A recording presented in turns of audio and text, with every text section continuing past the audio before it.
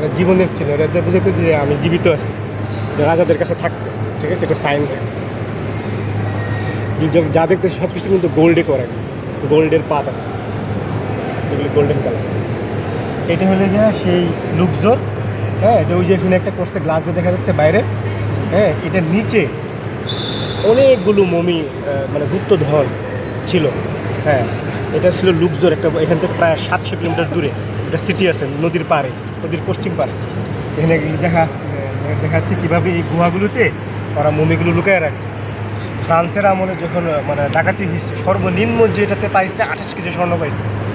ওরা মনে করেন মরার সময় মানে লাশগুলো মানে ঢুকানোর সময় ওদের সব কিছু দিয়ে দিত, ওরা যা যা ব্যবহার করতো, ধন সম্পদ সব কিছু, হ্যাঁ, সব কিছু ওরা নিয়ে গেছে। আপনি প্যারিসের যে একটা লুভরের একটা মিউজিয়াম আছে, এই মিউজিয়ামে যা দেখতেছেন তার 3-4 ডবল বেশি জিনিস আছে, শুধু সব ইজিপ্টের জিনিস, ওগুলি আরও অর্জিনাল।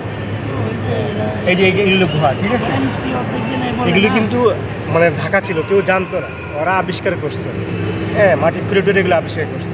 এখন এগুলো চায় মানুষ ঢুকার জন্য টুই করছে, গেট করছে, এগুলো গেট ছিল না, পুরো আটকানো ছিল। ওরা সম্পদ জায়গা নিয়ে গেছে, হ্যাঁ, পুরো সাম্রাজ্য নিয়ে গেছে। এবং গুহার ভিতরে ওরা যে মনে করেন 1 কিলোমিটার 1/2 কিলোমিটার জায়গায় যে রাস্তা করছে, রাস্তার কোনো চারোপাশ দিয়ে এরকম ওরা কালার করে আইকা রাখছে, এগুলো সব কফে, ঠিক আছে।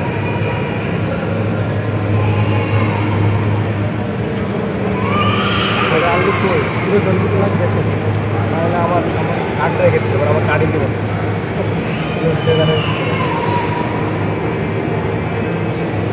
আচ্ছা, একজন জিম্মাদার হিসেবে থাকতে হয় না, কার্ড রেখে দিচ্ছে, মানে যারা সিঙ্গেল আসে না হারাই একজনের সমস্যা না, দুপুরের সমস্যা, তারপর অনেক সময় জিনিস আছে, এই জন্য গ্রুপটা ওরা মানে সিকিউর বুঝতে পারছে। মানে এটা কি জিনিস? এগুলো ওই যে গুহার ভিতরে যে রাস্তা সুড়ঙ্গগুলো ওরা এইভাবে সাথে ওয়াল করতো, ঠিক আছে, ছাদ উপরে নিচে রাস্তা পর্যন্ত ওরা এরকম করে কালার, এগুলো প্রত্যেকটার একটা অর্থ আছে। এগুলো ফ্রান্সের, হ্যাঁ, ফ্রান্সের বৈজ্ঞানিক এগুলো আবিষ্কার করছে, এগুলো কিন্তু আছে আমরা দেখি অর্ডার বানানো সব কালার কীভাবে ওরা আবিষ্কার করছে সব আছে।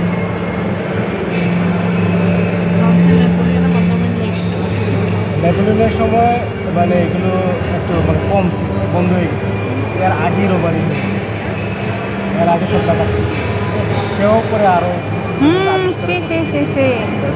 একসাথে সব হয় না, বছরকে বছর এটা লেগে ফেরাও, এইটা আসল থেকে কত লম্বা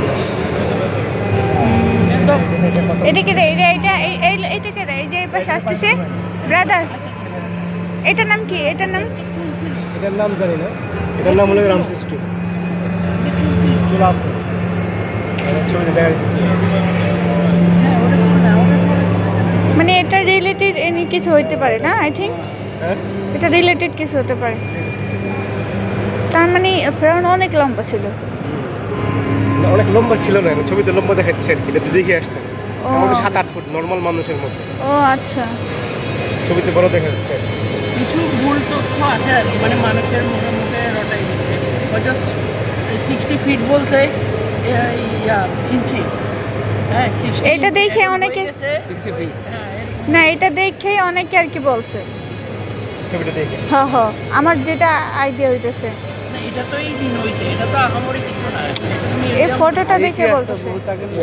বাট ওই যে আদম আলাইহিস সালাম হাদিসে আছে, আদম আলাইহিস সালাম 8.5 নম্বর ছিল, ঠিক আছে। আদম আলাইহিস সালামেরও প্রায় 5000 বছর বা 7000 বছর পরে লেগে এদের ইতিহাস শুরু হয়েছে।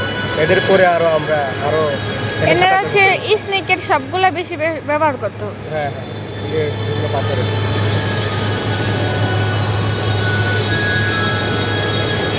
আচ্ছা, এই জিনিসটা কি দেয় এখানে?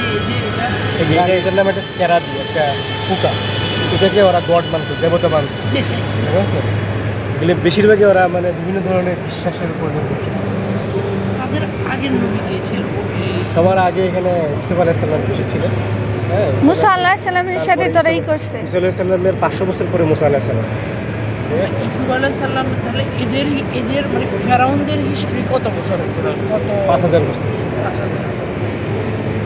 মানে শাসনকালটা শাসনকালের ওরা 30টা পরিবার ছিল। 30টা পরিবার ছিল। না মানে ধরেন ইসমাইল আচ্ছা, আমরা এখন এটা শেষ হয়ে যাবে। আমরা যখন শুরু করব ইতিহাসের ওই আগের ইতিহাস থেকে শুরু করব। ফেরাউনের ইতিহাসের আগে হলো আমুন ইতিহাস, ইসমাইল আলাইহিস সালামের সময় আমুন আচ্ছা আচ্ছা এই আমি ওটাই আমুনেরও আগেও কিভাবে মিশরের মানুষ এই নীল নদী কেন্দ্রিক মানুষের যাত্রা শুরু হইলো, ঠিক আছে, যেগুলো ইতিহাসের বিভিন্ন ধরনের ডকুমেন্ট আছে, এই ডকুমেন্ট